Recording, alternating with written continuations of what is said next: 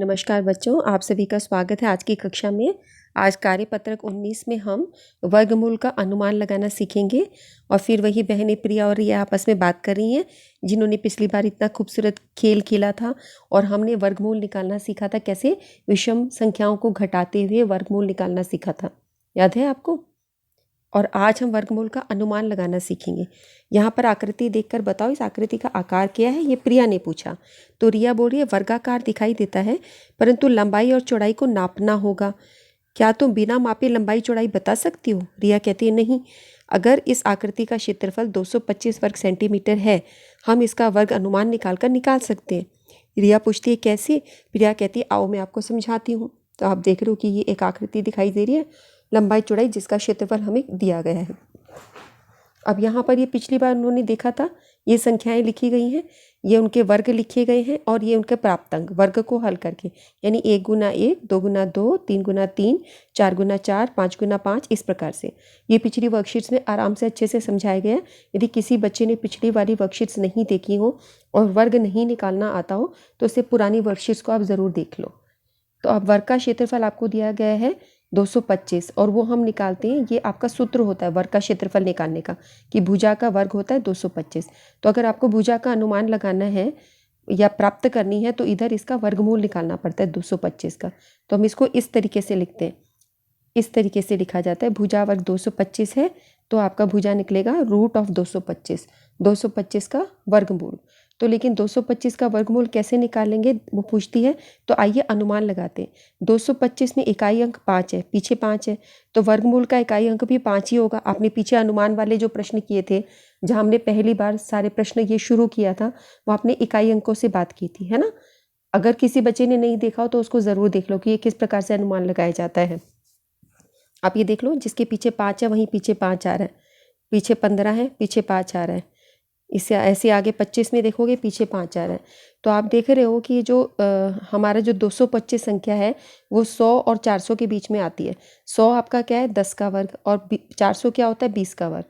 10 का वर्ग 100 होता है और 20 का वर्ग 400 होता है।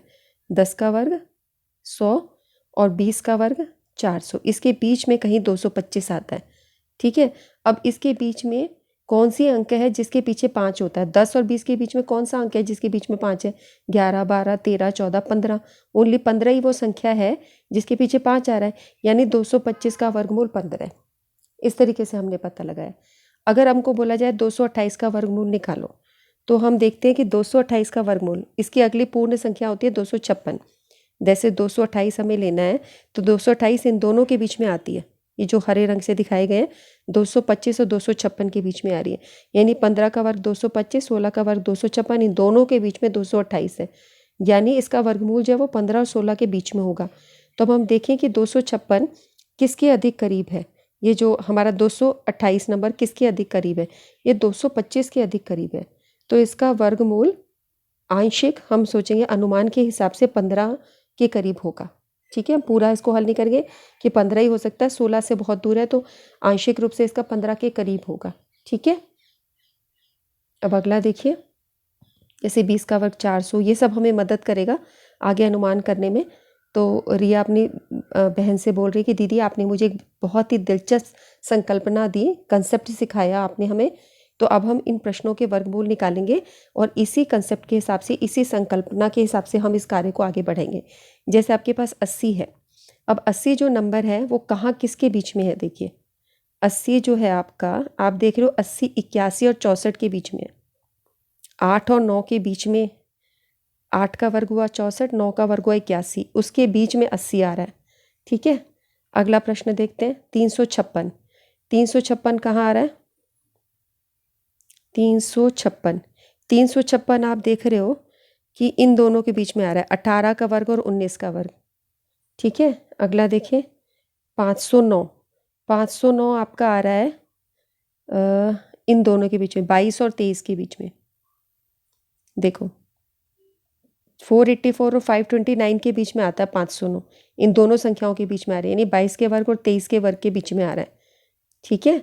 और उसके बाद 625 है, ये 628 है, ये 625 के करीब है, ठीक है। चलो इन प्रश्नों को करते हैं। पहला हम लेते हैं 80 वाला।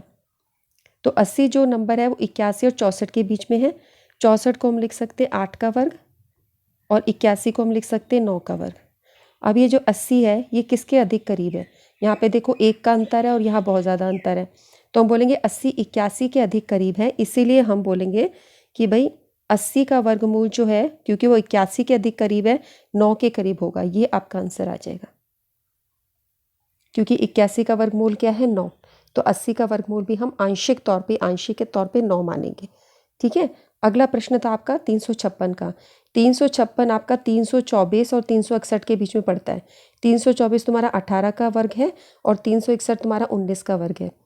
अब देखो यहाँ पे अंतर, ये किसके करीब है? यहाँ पे 56 में 5 और जोड़ोगे तो 5 और 6 11, 361 बन जाएगा 5 जोड़ोगे तो। और यहाँ पे कितना जोड़ना पड़ेगा? यहाँ पे 5 जोड़ने पे तो 29 बनता है। तो यहाँ अंतर अधिक है, यहाँ अंतर कम है।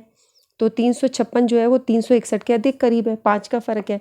तो हम क्या बोलेंगे कि 356 का जो वर्गमूल होगा वो किसके उस करीब होगा? 19 के करीब होगा, क्योंकि 361 के बराबर 361 19 का वर्गमूल है। तो 356 का वर्गमूल 19 होगा आंशिक तौर पर, अनुमानतः। ठीक है, दूसरा प्रश्न हुआ। तीसरा प्रश्न देखिए, यहाँ पर है 509। 509 आपका 484 और 529 के बीच में पड़ता है टेबल के हिसाब से, अभी पीछे दिखाया था मैंने। तो यानी ये तुम्हारा है 23 का वर्ग 529 और ये तुम्हारा है 22 का वर्ग। अब यहाँ पे देखो 509 और 529 में इसको हम घटाएं तो 20 का फ़र्क है। 29 में से 9 गए, 20 का फ़र्क। और 509 में से 484 घटाओ तो 25 का फ़र्क है।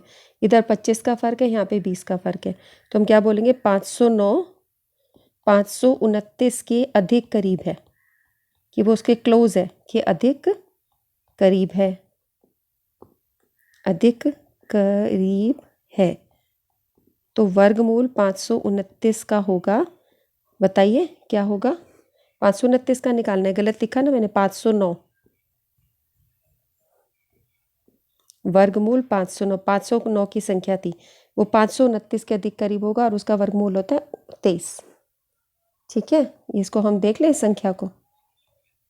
देखो यही निकाला था ना, 22 का वर्गमूल 484, 529। अब आखिरी संख्या है 628। 628 625 के कितना करीब आ रही है, यहीं देख के पता चल रहा है, इसका उत्तर 25 आएगा, क्योंकि 625 और 628 में 3 का फ़र्क है। तो उसको करोगे कैसे कि भाई 628 तुम्हारा 625 से ज़्यादा है, और इससे अगली संख्या जो होती है तुम्हारी वो दिखाना चाहो तो या तो तुम सीधा भी लिख सकते हो, भाई उसके करीब है, सीधा भी लिख सकते हो, 3 का अंतर है। तो अब ये तुम्हारा अगला ये जो है ये तो 25 का वर्ग है, तुम देख ही रहे हो, और ये तुम्हारी टेबल में नहीं दिया हुआ 26 का वर्ग है। ठीक है, तो ये किसके अधिक करीब हुआ? 628 625 के अधिक करीब है, इसलिए 628 का वर्गमूल 25 होगा। ठीक है, ये वाक्य अपने आप लिख लोगे ना कि 628 625 के अधिक करीब है, ये लिखना है, यहाँ पे 3 का अंतर है। ठीक है, नहीं तो इस टेबल को देख रहे हो तो इस टेबल के हिसाब से भाई यहाँ पे सिर्फ 3 का ही अंतर है, तो उसका अनुमानतः 25 ही होगा। समझ गए? हो गया ये? तो बच्चों इसको काम को कर लो, ये अनुमान का खेल था सारा हमारा, मज़ेदार था। आगे आने वाली वर्कशीट में आपको पूरा पक्का वर्गमूल कैसे निकाला जाता है वो सिखाया जाएगा। ठीक है, 2 विधियाँ हैं इसकी, जिससे हम पूरा एग्जैक्टली इन सब चीज़ का भी निकालेंगे कि 628 का, ये तो 25 लिखा है ना, 628 का वर्गमूल क्या होता है एकदम एग्जैक्ट, वो हम निकालना सीखेंगे। ठीक है, कमेंट सेक्शन में कमेंट करो कि तुम्हें पसंद आया नहीं आया, वीडियो लाइक करो, अपने फ्रेंड्स के साथ शेयर करो, और हम नेक्स्ट वर्कशीट की डिस्कशन में मिलते हैं। तब तक के लिए आप सभी को मेरा नमस्कार, बाय बाय।